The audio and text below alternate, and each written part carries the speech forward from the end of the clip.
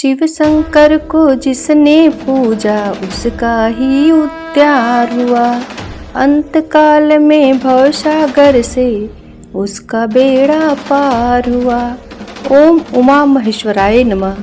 आप सभी का अपने ही चैनल जरा सी भक्ति में बहुत बहुत स्वागत है। प्यारे भक्तजनों, कोई भी व्रत अधूरा माना जाता है जब तक कि उस व्रत की कथा न सुनी जाए। तो भक्तों, आप भी कथा का श्रवण करते हैं तो पूरी कथा अवश्य सुनिए। नारद पुराण के अनुसार सोमवार व्रत में व्यक्ति को प्रातः स्नान करके शिव जी को जल और बेलपत्र चढ़ाना चाहिए तथा शिव गौरी की पूजा करनी चाहिए। शिव पूजन के बाद सोमवार व्रत कथा सुननी चाहिए। इसके बाद केवल एक समय ही भोजन करना चाहिए। साधारण रूप से सोमवार का व्रत दिन के तीसरे पहर तक होता है, मतलब शाम तक रखा जाता है। सोमवार व्रत 3 प्रकार का होता है: प्रति सोमवार व्रत, सौम्य प्रदोष व्रत और 16 सोमवार का व्रत। इन सभी व्रतों के लिए एक ही विधि होती है। तो आइए सुनते हैं सोमवार व्रत की कथा। एक समय की बात है, किसी नगर में एक साहूकार रहता था। उसके घर में धन की कोई कमी नहीं थी, लेकिन उसकी कोई संतान नहीं थी। इस कारण वह बहुत दुखी था। पुत्र प्राप्ति के लिए वह प्रत्येक सोमवार व्रत रखता था और पूरी श्रद्धा के साथ शिव मंदिर में जाकर भगवान शिव और पार्वती जी की पूजा करता था। उसकी भक्ति देखकर एक दिन माँ पार्वती प्रसन्न हो गई और भगवान शिव से उस साहूकार की मनोकामना पूर्ण करने का आग्रह किया। पार्वती जी की इच्छा सुनकर भगवान शिव ने कहा, हे पार्वती, इस संसार में हर प्राणी को उसके कर्मों का फल मिलता है और जिसके भाग्य में जो हो उसे भोगना ही पड़ता है। लेकिन पार्वती जी ने साहूकार की भक्ति का मान रखने के लिए उसकी मनोकामना पूर्ण करने की इच्छा जताई। माता पार्वती के आग्रह पर शिव जी ने साहूकार को पुत्र प्राप्ति का वरदान तो दे दिया, लेकिन साथ ही यह भी कहा कि उसके बालक की आयु केवल 12 वर्ष होगी। माता पार्वती और भगवान शिव की बातचीत को साहूकार सुन रहा था। उसे ना तो इस बात की खुशी थी और ना ही दुख। वह पहले की भांति शिव जी की पूजा करता रहा। कुछ समय के बाद साहूकार के घर एक पुत्र जन्म हुआ। जब वह बालक 11 वर्ष का हुआ तो उसे पढ़ने के लिए काशी भेज दिया गया। साहूकार ने पुत्र के मामा को बुलाकर उसे बहुत सारा धन दिया और कहा कि तुम इस बालक को काशी विद्या प्राप्ति के लिए ले जाओ और मार्ग में यज्ञ कराना। जहाँ भी यज्ञ कराओ वहाँ ब्राह्मणों को भोजन कराते और दक्षिणा देते हुए जाना। दोनों मामा भांजे इसी तरह यज्ञ कराते और ब्राह्मणों को दान दक्षिणा देते काशी की ओर चल पड़े। रात में एक नगर पड़ा जहाँ नगर के राजा की कन्या का विवाह था, लेकिन जिस राजकुमार से उसका विवाह होने वाला था वह एक आंख से काना था। राजकुमार के पिता ने अपने पुत्र की काना होने की बात को छुपाने के लिए एक चाल सोची। साहूकार के पुत्र को देखकर उसके मन में एक विचार आया। उसने सोचा, क्यों न इस लड़के को दूल्हा बनाकर राजकुमारी से विवाह करा दूं। विवाह के बाद इसको धन देकर विदा कर दूंगा और राजकुमारी को अपने नगर ले जाऊंगा। लड़के को दूल्हे के वस्त्र पहनाकर राजकुमारी से विवाह कर दिया गया, लेकिन साहूकार का पुत्र ईमानदार था। उसे यह बात न्याय संगत नहीं लगी।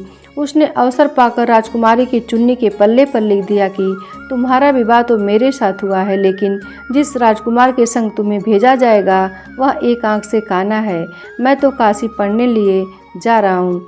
जब राजकुमारी ने चुन्नी पर लिखी बातें पढ़ी तो उसने अपने माता पिता को यह बताई।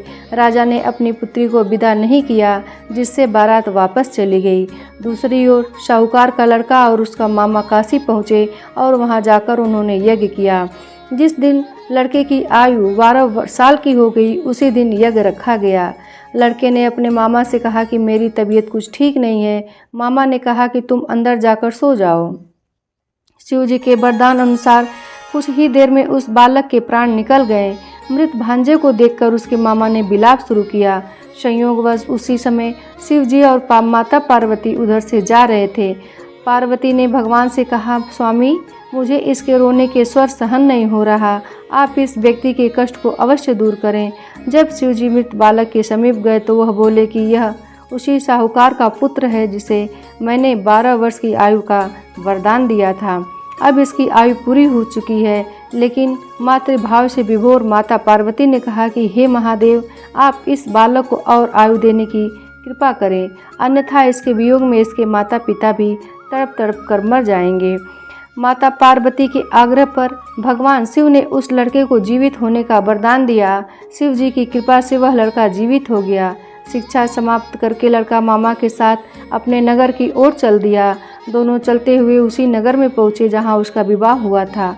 उस नगर में भी उन्होंने यज्ञ का आयोजन किया। उस लड़के के ससुर ने उसे पहचान लिया और महल में ले जाकर उसकी खातिरदारी की और अपनी पुत्री को विदा किया।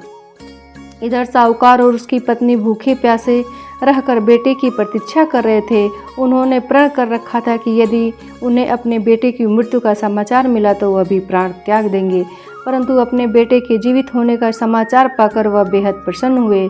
उसी रात भगवान शिव ने व्यापारी के स्वप्न में आकर कहा, हे सृष्टि, मैंने तेरे सोमवार के व्रत करने और व्रत कथा सुनने से प्रसन्न होकर तेरे पुत्र को लंबी आयु प्रदान की है। इसी प्रकार जो कोई सोमवार व्रत करता या कथा सुनता और पढ़ता है, उसके सभी दुख दूर होते हैं और समस्त मनोकामनाएं पूर्ण होती हैं। अब सुनते हैं शिव जी की आरती। ओम जय शिव ओमकारा, स्वामी जय शिव ओमकारा, ब्रह्मा विष्णु सदा शिव अर्धांगी धारा। ओम जय शिव ओमकारा, एकानन चतुरानन पंचानन राजे, हंसासन गरुड़ासन वृषवाहन साजे। ओम जय शिव ओमकारा, दो भुज चार चतुर्भुज 10 भुज ते सोहे, तीनों रूप निरखते त्रिभुवन जन मोहे। ओम जय शिव ओमकारा, अक्षमाला बनमाला मुंडमाला धारी, त्रिपुरारी कंसारी करमाला धारी। ओम जय शिव ओमकारा, श्वेतांबर पीतांबर बाघंबर अनगे, सनकादिक गरुड़ादिक भूतादिक संगे।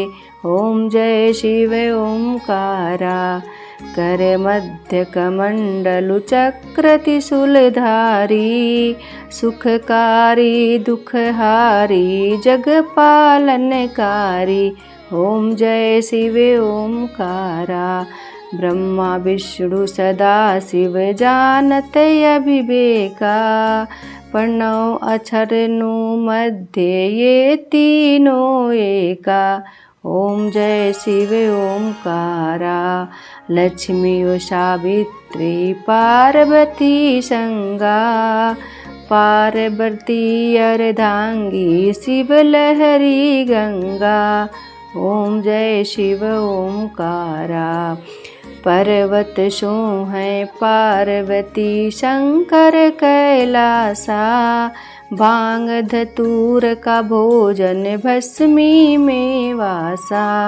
ओम जय शिव ओमकारा, जटा में गंग बहत है गल मुंडल माला, शेष नाग लिपटावत ओढ़त मृग छाला।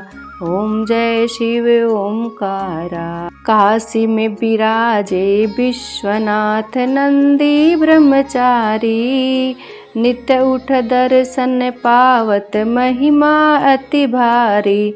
ओम जय शिव ओमकारा, त्रिगुण स्वामी जी की आरती जो कोई नर गावे, कहत शिवानंद स्वामी मन वांछित फल पावे। ओम जय शिव ओमकारा। एक बार प्रेम से बोलिए शंकर भगवान की जय हो। दोस्तों, अगर कथा अच्छी लगी हो तो एक लाइक अवश्य करें, चैनल पे नए हो तो सब्सक्राइब जरूर करें। मिलते हैं अगली कथा में, तब तक के लिए धन्यवाद।